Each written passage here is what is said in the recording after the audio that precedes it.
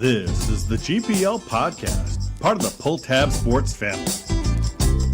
Eat that Todd, eat that Schloss, eat that Drew. You know, I think there is some shenanigans happening in the goalie community. Are you going to speak on that? In the goalie community. Oh, former goalie? You know I got to ride with Goalie Nation, but I think Bart must be watching upstairs because Rutro. Oh, is Chuck to be awake for Thanksgiving tomorrow? Jupe's roommate's worried. Now, here's Jupiter and Vigo.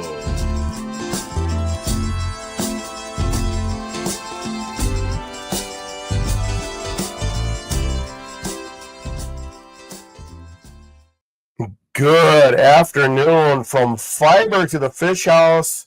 Viggs, we're on a lake. yeah, I hope the ice is thick enough for us because this is a big show on the Big Fish Lake here in Maple Grove. We're Gateway Fiber sponsoring this whole thing out here. We're connected via Wi-Fi to an over 1,500-foot fiber line going all the way to shore from here, folks. So it's a pretty cool setup. We're nice and relaxed out here. They got a fire going outside. We're doing a podcast live from here, and it's Ohio State week. And what are we doing? It's Ohio State week. We have Cappy on. Cappy, how you doing, man? I'm good. I don't know why I get pigeonholed with Ohio State week every time. You know, I'm Big Ten Network guy, right? Could it be because you actually kidding. You played for them, maybe? No, I know. Hey, no, and this is a good time to be a Buckeye, right? I mean, hell yeah. Lots of sports doing well. National championship football team. Women are number 2 again in the country, per usual. And the men's team is finished 7th in the Big Ten, is 6th in the pairwise ranking. So you gotta love sport. You gotta love hockey because this does not happen in other sports. I'm sorry, dude. It's been crazy. Like you said, picked last. Nobody thought they were going to do this, but Mr. Rollick. You got to pick someone last when you're doing a coach's poll, and I think there was a lot of uncertainty with Ohio State. But is it too passe to say who's got it better than us when you're talking to a Buckeye right now? I know. I mean, I thought I had it better. You guys look so comfortable there. You look like you're set up there to watch the game tonight, right? The 4 Nations. No, I'm going home to watch the game tonight. No, I know, but it looks like there's a nice TV here. Place to do it. It's hey, you got to take the good with the bad. As bad as the Buckeyes struggled last year. The transfer portal thing, man, it's unbelievable what it does, and then getting the right guys. Look what's happened to Wisconsin. I'm not saying they didn't get good players, but it doesn't always just mesh together so quickly. And it looks like in Columbus it did. Speaking of meshing, Viggs, team didn't mesh well at Michigan last week. We both picked sweep. Went out there with 2 points, and Cappy, the streak is still alive. 28 straight misses on the shootout. The shootout is just unbelievable right now with Minnesota. Can't explain it. I would like it sometimes if they went in with a little more chill and a little more skill on their moves. Sometimes I feel like they're trying to rush through it a bit, explain some of the shootout stuff. But, overall, I think it was an okay weekend for Minnesota. If you look at the process, the results you're not going to like. You don't like going into Yost and only getting 2 points, but they went into overtime both nights. Good thing for the Gophers, when you go into overtime in the playoffs, it's going to be 5-on-5. There's going to be no shootout. And I think that games could maybe end a little bit differently. You take a penalty in 3-on-3 OT, that's a bad spot to be. Yeah. You get into a shootout, if you're a Gopher right now, you don't want to be in that situation. So 2 tough outcomes for the Gophers in those games. I've just embraced it. I mean, we've talked to a lot of people, Cappy, and it's the goofiest thing ever. It'll probably never happen again. I just giggle at it now because, yes, it doesn't mean anything when it comes to pairwise, when it comes to shootout. It does mean something in points. I mean, they have 2 shootout losses to Michigan State this year. That would be 2 less points and 2 more points for Minnesota. And look at that. I got the balloons because I did a motion there. That's awesome. Birthday all right or something. Yeah, totally. We're celebrating. We're celebrating the ineptitude is what we're doing. Yeah. But it does make a difference over time in the standings. I mean, they're behind Michigan State right now, and they would be ahead of them. Yeah, it seems to me it's a mental thing now because they're hearing about it and you could tell like I felt like Snuggerud almost like made sure he was going to hit the net on that one because he went high and tried to be perfect on Augustine last time. I'm like he's got to score. So the last thing he wants to do is miss the net when you're in that score or go home. And I don't blame him for putting him in there. It's just he didn't look confident. Like Jimmy Snuggerud is a confident shooter. It didn't look like he was trying to pick a spot. Almost looked like he was. I mean, pretty much essentially shot almost right into Stein's stomach. And Paulson, he was a new guy. He came in, did the slow move, didn't work out. I mean, it's weird. And you know what? It's a little bit of a trickle down effect, right? Because now they're in second. They're most likely going to finish second or third now. Then home ice, and then maybe you lose. And then I don't think, Veeks probably would know this better. I don't think they can slip out of the number 1 seed. I mean, they'd probably have to go on a pretty big tank here. They're not going to play any really soft teams unless they play Notre Dame in the first round. Yeah, there's still math that says they could slip to 5 or 6, but the difference there is going to have to be them losing out almost. Right. They're playing good teams right now. You look at Ohio State, who they have coming up, Penn State, who they have coming, and then they play the first round of the Big Ten. You'd expect them to win those games. Yes. That would be the one chance in the rest of their schedule where they could hurt themselves.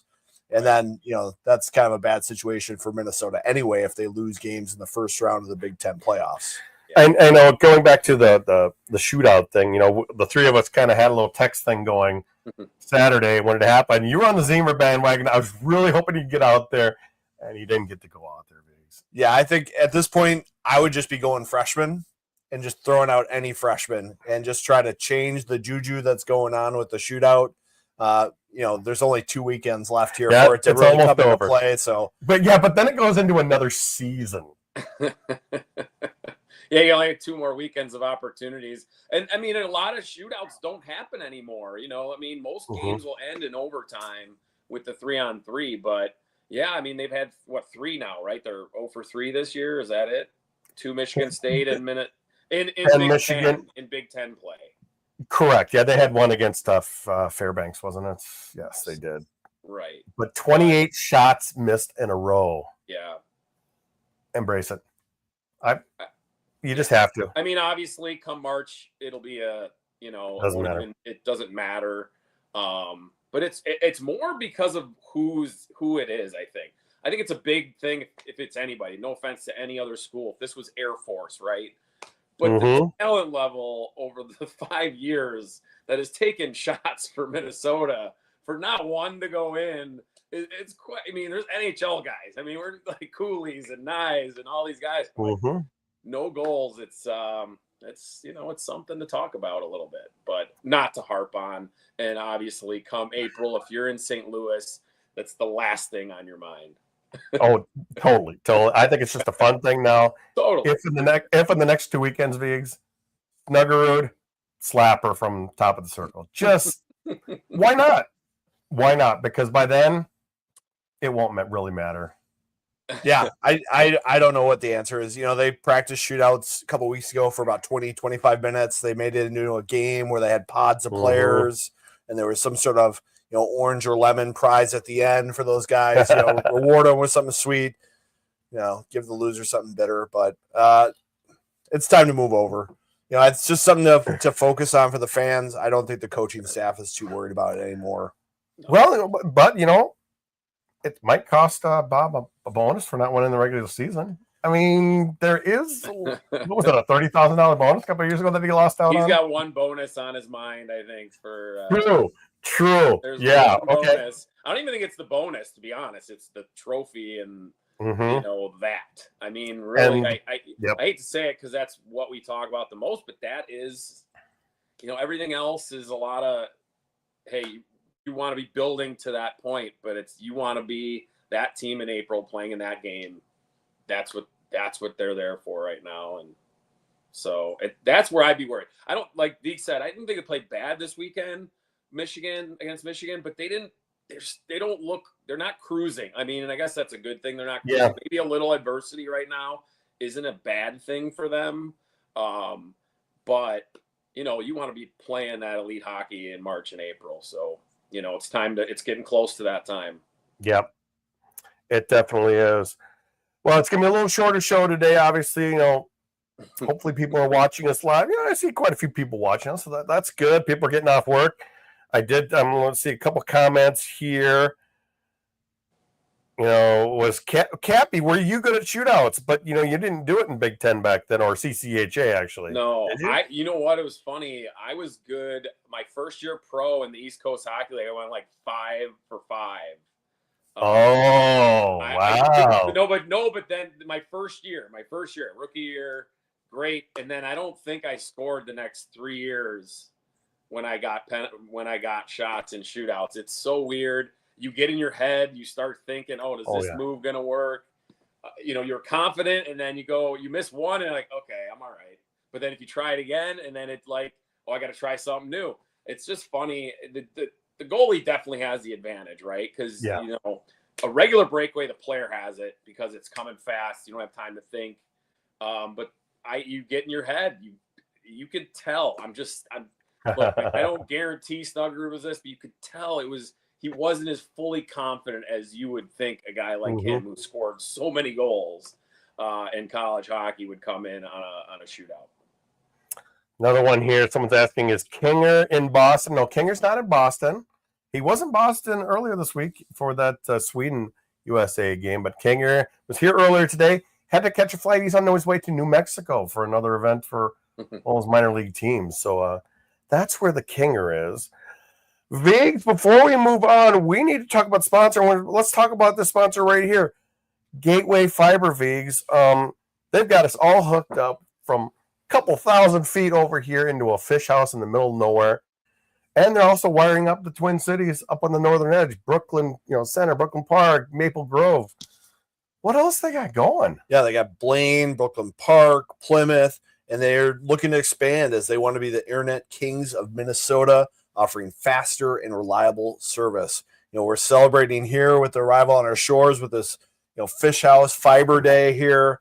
There's been a lot of people here all day. And, as a podcast, we rely on high-speed internet. We do. And we struggled over the years. And, we both like fiber. And if you want to get fiber and it's coming to your neighborhood, check out Gateway Fiber.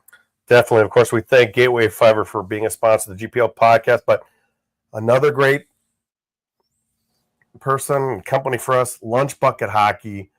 They got a lot of great stuff.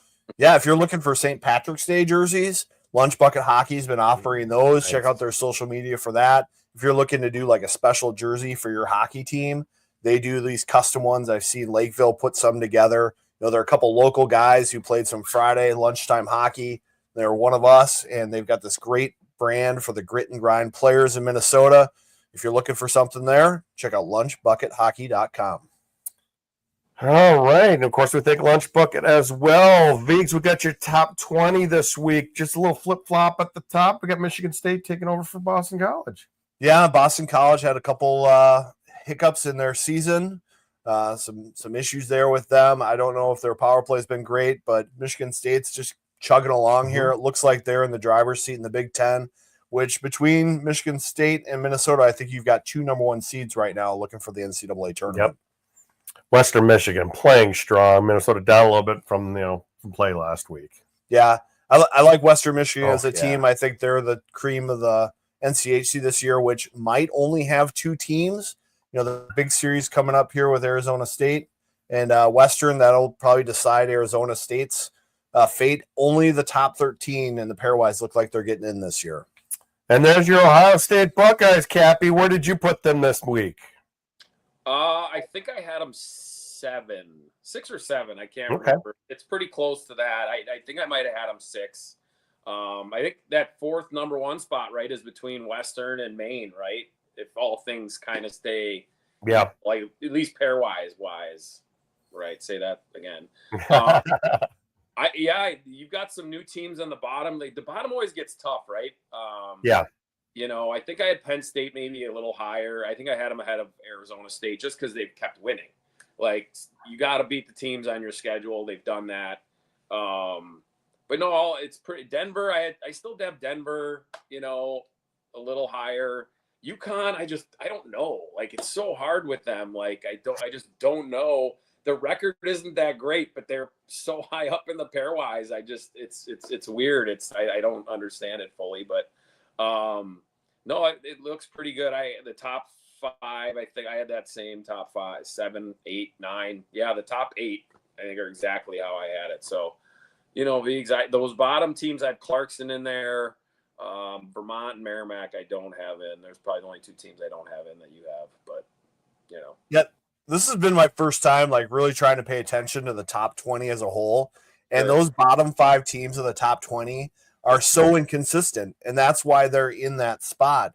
You'll put someone in there, and then they'll go out and they'll get swept, or someone drops out and they go out and get a sweep against somebody else. It's the difference between the 15th team and the 25th team is very small. Yeah. And you see that that like year in and year out. Pairwise to do it. I'm telling you, at this point, it's like just plug in the pairwise. It's getting close. But I do think that you have a team like New Hampshire, who I think is last in Hockey East, and they're still showing up as potentially making the tournament, which is just hard to fathom. Colorado College is in most people's rankings, and they're in the 30s. Exactly. It's I don't know. But, well, like I said, it's not anything past 13 is really not going to matter pretty soon here. So it could be 12. I mean, yeah, Hockey East, you won't get one out of Hockey East, but you could easily get one out of NCHC if there's only those 2. If a third team, if it's not Arizona State, it could be. I mean, St. Cloud, it could be North Dakota. I mean, you just have to get on one little run. You just got to get to the last year, right? It's the last year at the Excel Center, right? Yes, it is for the NCHC. And I just mentioned Penn State because they've been playing so well. And I think that leaves for upsets still when you're at a neutral site, big arena like that, more than next year when they're playing home sites. It's just harder to win on the road. Well, you look at NCHC, Colorado College and Omaha have such good goaltending this year that could be a difference maker in the playoffs and get them through. I was listening to Brad Schlossman this week. He was talking about Omaha's goalie. He's got 8 games where he's made 38 or more saves. Ooh. He's got 2 of them that he's made 50 or more saves, and they've won a bunch of those games. Yeah. And, goaltending is such a key thing at this point of the year. You look at the Gophers against Michigan. Gopher fans know the Omaha goalie well from October, that's for sure. Yeah. They definitely do, Cappy. They definitely do. Some other big series this weekend. Well, there's Notre Dame at Wisconsin. I'm not really. Yeah, it's tough. I wish if there was a flex thing, I wish we could have flexed those games over to, put the Ohio State Minnesota games on obviously as our doubleheader. But it's just how things go. I mean, I didn't think Notre Dame would be this down this year, Viggs. Yeah, it's surprising. Jeff Jackson's last year. Yeah, like they do have some veteran players. It's been tough for them to be consistent. But Penn State at MSU this weekend, this is a good test for Penn State, who has been just slowly on the rise. Cappy, they were in last place not too long ago. They were just not even in a conversation. No. They could end up last. They could have ended up last in the league. But they really picked it up, Viggs. Yeah, and I think Penn State's one of those high-volume teams that's different than everybody else in college hockey. So it's hard to prepare for them sometimes just because of the way they play. And they've got some high-end talent this year. Like Fink is a great goal scorer, and he can be a difference maker in a game where there are a lot of chances and it becomes a high-volume game. So we've got that. Have been dynamic together. And then the goalie, like his numbers aren't great. He's had a couple really good, like the Wisconsin weekend, he was phenomenal. He gave up 2 goals total, had like 70 saves, had a shutout. I just think they just need solid goaltending. As you've seen, like last year, they had the worst goaltending in the country, or one of the bottom 3, and it just literally they were getting goal scoring on Soulier, where you're like, it would just, you could see them deflate on the ice. After a while, it got to that point, and I just think they have a guy now. He's making the big save at the right time, and he's giving the team in front of him a ton of confidence. It just changes your mindset as a player when you have just that ounce more confidence that, okay, if I make a little mistake, I got this guy to bail me out, Whereas instead of like, oh no, I can't make this because this puck might go in on a fluke bounce. I mean, there was a lot of that last year that I think just kind of snowballed for Soulier and Net. And but Sergeyev has really solidified that in this last 10-game stretch for them. Whereas Soulier, 5 games straight now for him, isn't it, for Minnesota? Yeah, it seems like they've handed the keys to him. He's played pretty well. I don't think you can put any of the losses on him against Michigan. No. And, when he's playing well, he gives the team a little bit of confidence. Soulier's junior year for Penn State, he almost got them to the Frozen Four, but they lost to Michigan in overtime, I think. Last year was a mystery, complete mystery. Like everyone thought Penn State, that was going to be a strength for them last year, and it ended up being their biggest weakness. Yeah, and I think, Soulier's learned from that experience, both from the success and the tough year, and he's been a little bit more consistent. One thing he brings to the team is he's active in net, and I think he's learned the right amount of active. He's not giving away the crease. He's not giving away goals. He's being smart with how he comes out and handles the puck, and those are the attributes that Motzko highlights when you ask him about Soulier.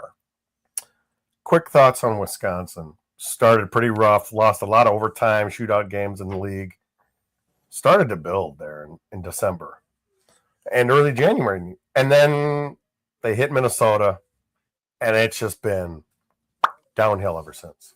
Yeah, I think the Mike Hastings style requires a lot of discipline and resilience, and they've been close, but they just haven't been able to score enough to overcome the mistakes they're making. And I just don't know if that program is deep enough right now with his kind of guys to play that style, especially in the Big Ten.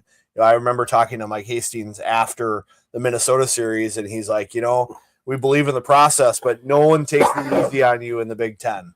Every weekend's tough. If you win a game Friday, Saturday is brutal. If a team beats you on Friday, they're going to try to step on your throat on Saturday.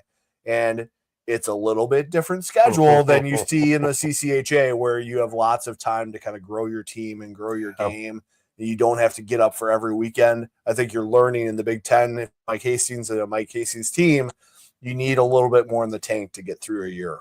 Yeah, I mean, we used to watch his teams play, and if they had a home series in their league, man, if it was a bottom half of their league team, you would see maybe like a 3 or 4 to 1 game, and then there'd be like an 8 to nothing game.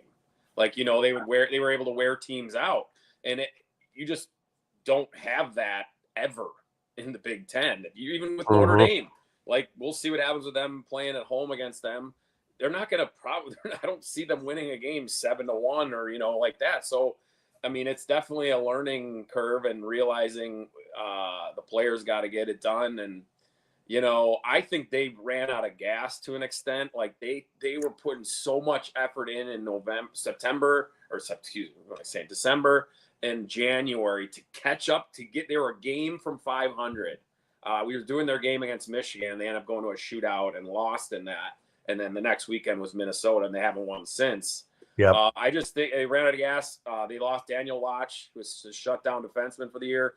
And Quinn Finley, got hurt in the Friday game, hurt his shoulder, left the game, looked like he'd be gone. Came back the next night, scored a goal against Michigan. That game looked okay, Since then has not scored, or I don't think he's registered a point in those 6 games. And I mean, it's not all on him, but obviously you need your top guys to produce, and you need him to keep scoring. He had 19 goals, and I think he's hurt. I think he's playing through it, and which is great. But if you're not scoring, they need him to score. It's that simple. So right now, Biggs, Michigan State 43 points, Minnesota and Ohio State 40. Michigan pretty much out of it at 32. Penn State 26. Wisconsin has now dropped below Penn State with 24, and Notre Dame dragging up the rear. If either Minnesota or Ohio State needs to get up there, they need help from Penn State this weekend. We'll have to see. I think right now, pretty much Michigan is probably, or Michigan State, I should say, is probably going to be. They have. I mean, you'd think they'll win a game this weekend, right? At least one. Yep. And then they have at Notre Dame. Yep. I had that on the schedule. Yep, next weekend. Yep. I mean, yes, the odds are probably Michigan State. I think too right now, if say Ohio State and Minnesota split their last 4 games, I think the Buckeyes have the I think they're in second place right now because they have one more win or something. Right now, you look at the standings; they're the second place team in terms of the differential. So that's important, right? Because if they play each other in the semifinal, it's a different game playing in Columbus than playing in Mariucci. So that's something I guess to watch out for in these last. It's a bit different atmosphere. Yeah, and it also, that game might end up being on a Sunday and during the afternoon, because I know they've always had issues with that rink the second weekend of play. Oh no! First weekend it's always fine. I'm just, hey, we're this 4 weeks away, if that could happen. But say they split, which I heard someone maybe predicts that, and then they both split. They both have tough series next weekend. Buckeyes at home against Michigan. Gophers are at Penn State. You could easily see a split there too for both. So if it goes that way, I believe the Buckeyes are the second place team if both teams go 2-2 this last 2 weeks. All right, Viggs, I'm looking at this here before we get into Ohio State series and a little Four Nations talk. We need to talk about Cub Foods, man. Cub Foods is one of your favorite places to get all your stuff. Yeah, been to Cub a lot in the last couple of weeks. There's been a lot of big games going on. Got to get food for the parties and to celebrate. And Cub, they're one of us. There's lots of local grocery stores around. They've got everything you need. If you're looking for some good deli meat, they have stuff that's not from the Big Boar's Head. They've got something else, a little alternative for you. If you're looking for ingredients, they're always going to have it in stock. They've got liquor stores now with the THC, beer, wine, and spirits all in one spot. So check out Cub.com. You can order for pickup, order for delivery. They sponsor us, Pull Tab Sports Studios. Check them out, Cub.com. Definitely check them out. One of my favorite places. And you mentioned, wine and spirits. We got Elevated Beer, Wine, and Spirits now as a new GPL sponsor. Yeah, I mean, they are an absolute gem, especially if you're into the crafty stuff. Ooh. Crafty spirits, crafty beers, THC drinks, gummies. They've been around for over 10 years, and they've become a part of the community. They've got stores in White Bear and Minneapolis, and they've got not just craft, but maybe some other things like Bud Miller Coors Mint Golden Light for just $17.99. You're into wine, they got the 3-liter black box wines for only $13.99. In comparison, a lot of places charge like $20 for those. So a couple guys from White Bear Lake, graduated in 99. They've built this business around the community. Check them out and stop in, look around. Promise you'll be impressed. All right. And we thank both Cub and Elevated for sponsoring the GPL podcast. Before we get into Minnesota and OSU, I think probably the biggest game in the last 10 years is tonight, Viggs. U.S., Canada, let's go. Yeah, the Tachuk brothers just really went after it and set the tone for this game. I don't think we'll see that in the championship tonight. No. Everybody's been a little banged up and playing through it, and I think that just shows how much the guys want to be playing in this game. Sidney Crosby's injured.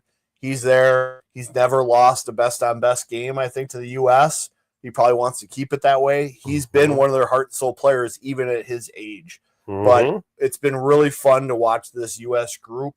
This is probably the best American team ever. Like, they've just got so much talent, up front, down the middle, on D, and goal. You could argue that they are probably the better team and should be the favorite here if it wasn't for all the Canadian bias out there. And they're missing their best player. Arguably their best player, by the best defenseman. He's the best defenseman in the league right now. McAvoy.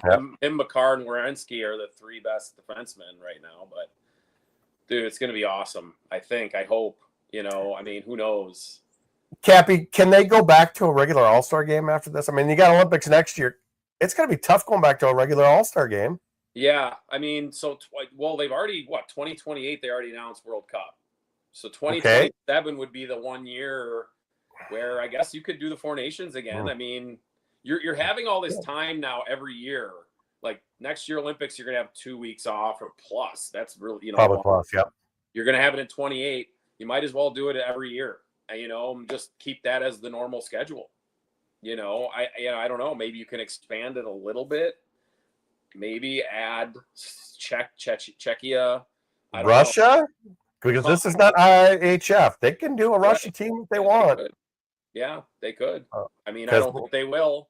It's just, Yeah. I mean, who knows? I mean, they could keep it 4 teams, couldn't they, V? So maybe just rotate in another country once in a while. the team that gets the least points is out. Like I don't know. Yeah. Czechia won the world. The world last spring. Won the Yeah, they World did. Championship? Yeah, Yeah. World Championship. They did. Yeah. So, Yeah. I don't know. It's great. Like, because I mean, ESPN is doing Sports Center from like the arena tonight. That they have they're pretty much essentially a 2-hour pre-show. I was at I skate on Wednesdays. I was at a restaurant while having lunch after. I look up and Brandon Hagel's on Sports Center getting interviewed in the middle of the day.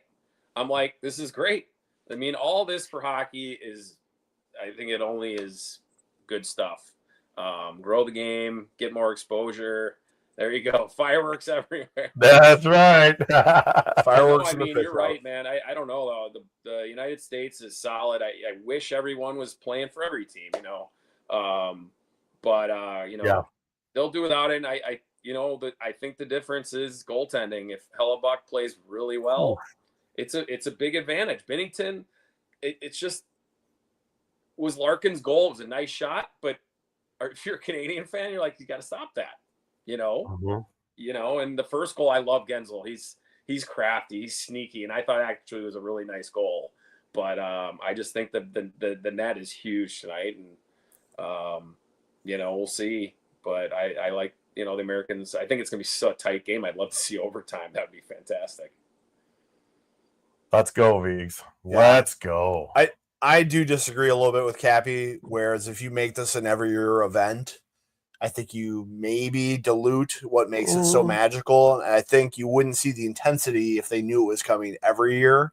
I would love to see either the World Cup or the Four Nations alternate with the Olympics. So it's every 2 years you have this best on best. What I'd like to see is the All-Star weekend be more of a national type situation where you have a team of U.S. players, Canadian players, and you play like a 4-on-4 round robin for your All-Star weekend. You have an international competition. Maybe you get seeded based on how your team does in a skills competition. Okay. And then you play out a round robin, a 4-on-4, and it's international. And so it's still kind of All-Star weekend, but it's still got the national pride, because I think that matters a lot more than what conference you're in. Oh, yeah. Because you get in the conference, you've got rivals. You play with your countrymen, there's a little national pride there, and I think it's going to be different. I don't think you're going to see players like joke around like they've done in the past, where Kaprizov just kind of walks through everything, or Sergachev just kind of checks out, Yeah. I mean, I think if you want to do that in 2027, I have no problem with that. You're right. I just think they've capitalized perfectly this year. And then next year is a whole different thing because it's the Olympics. It's going to be in Italy. So like the time change, and it'll still be great. And I remember, Sochi, we were at a bar watching, at noon, a game that was obviously there was like 8, 9 o'clock at night, and you watch TJ Oshie do his thing. Over and over and over. In the Olympics, everyone's tuned in, whether it's, the ratings thing won't be a thing. Like tonight, it'll be fun to see how many people watch it. And, if it was on ABC, might get 10 million, I think. ESPN will do well. I think they had close to that on Saturday. And we're in a perfect window right now. In the United States. 10 million was North America last time. Yeah, you're right. Yeah, I think it was 4.5 million just in the States. It'll do better tonight. The ESPN, like I said, will affect it a little because I don't think not everyone, will tune in as much as if it was on ABC. But who cares? It's going to be great.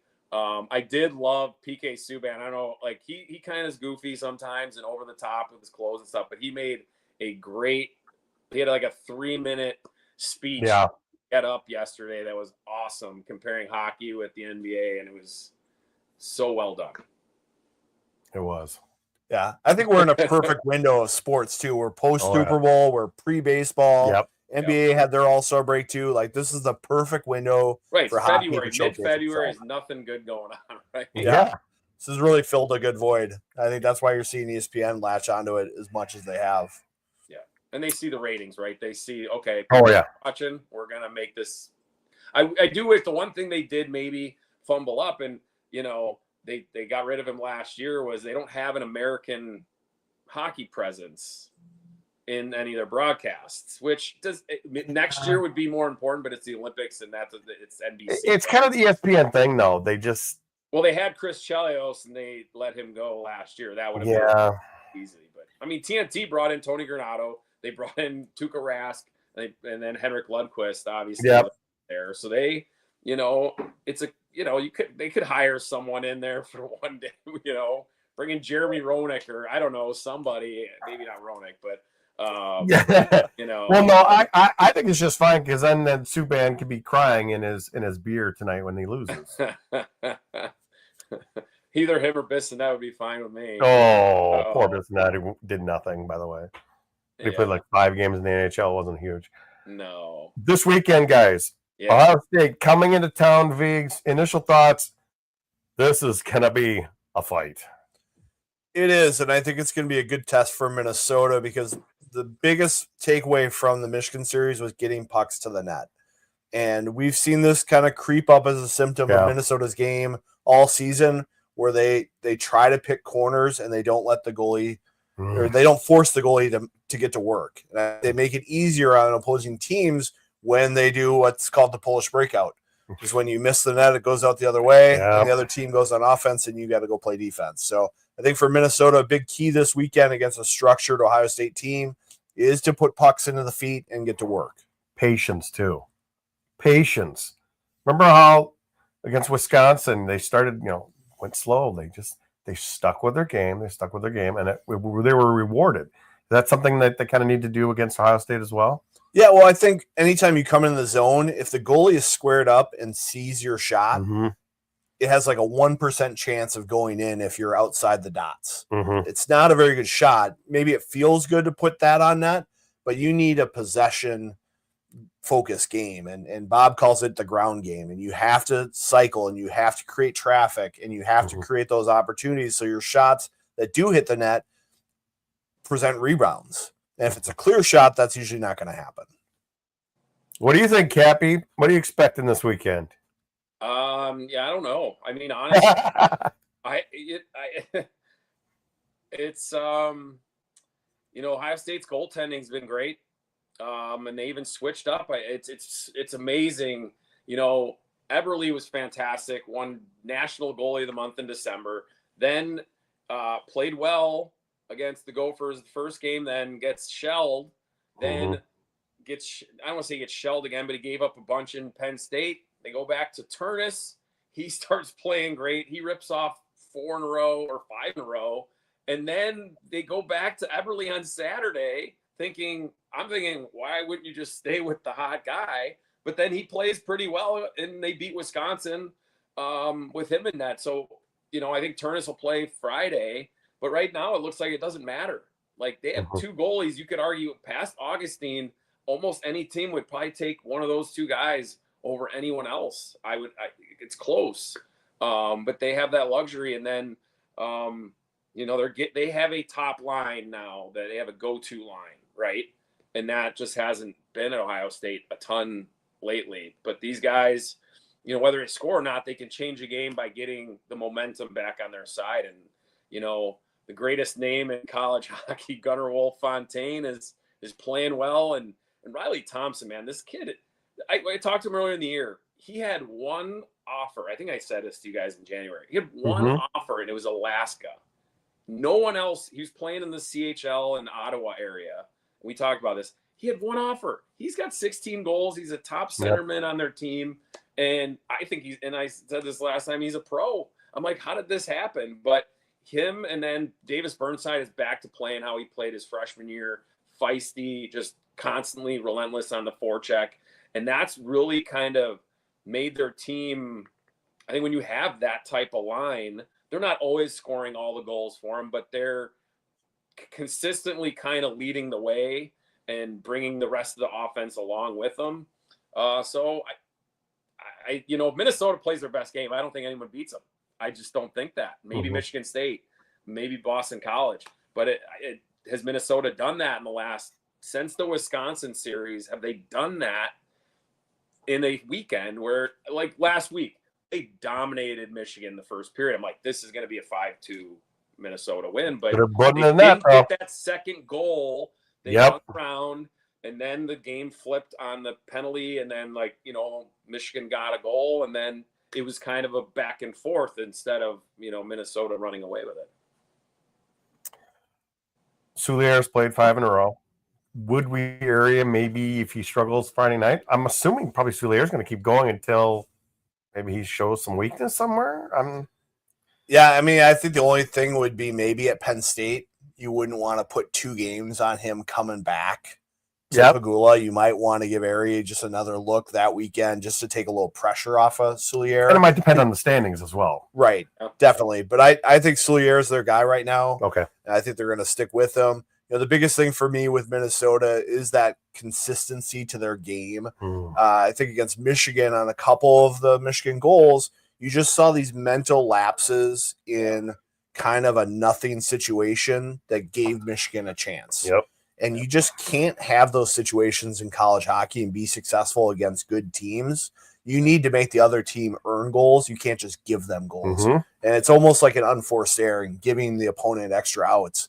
And you just can't do that. And Michigan, earned the goals. They capitalized on it, but it's lapses by Minnesota defense. Yeah. And I think, this group has gotten a lot of praise from Bob Motzko as maybe being just as good as the one that went to the national title game against Quinnipiac, but they have not been nearly as consistent. No. And that's the difference to me between these two groups is that group led by Brock Faber was one of the most consistent, productive blue lines we've ever seen. This year's group has some talent.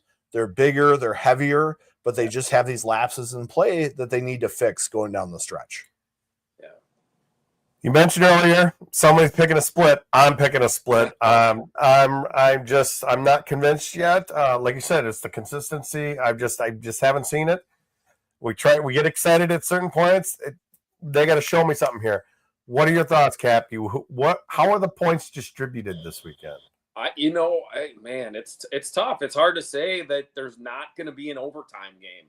I almost find it hard to believe that, but you could see. I don't know. I feel like I'm gonna say I feel like a split does sound right. Now, could it be a 4-2 split? Yeah. You know what I mean? I think it could go that way, and I think it would go Minnesota's way.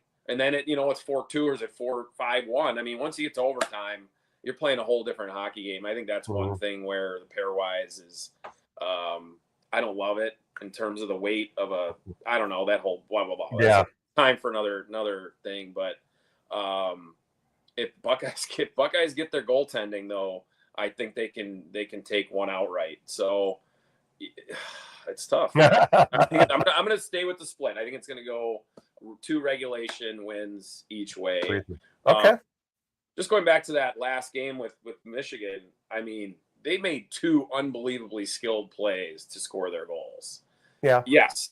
Should Hughes have not gotten free there? But how he caught that pass and then scored with a rolling puck was pretty good. And then the Michael Hage goal, I would say, I mean, that's Cal Thomas. If it was almost anyone, correct. I'm saying, okay. But Cal Thomas is probably your best shutdown defense, and he got a little work there by a really good first-round draft pick player. He did. So, I mean, it's tough. It gets magnified, right, when those are the only 2 and they score. But I agree with Deegs, but, I mean, those were really good hockey plays. Yeah.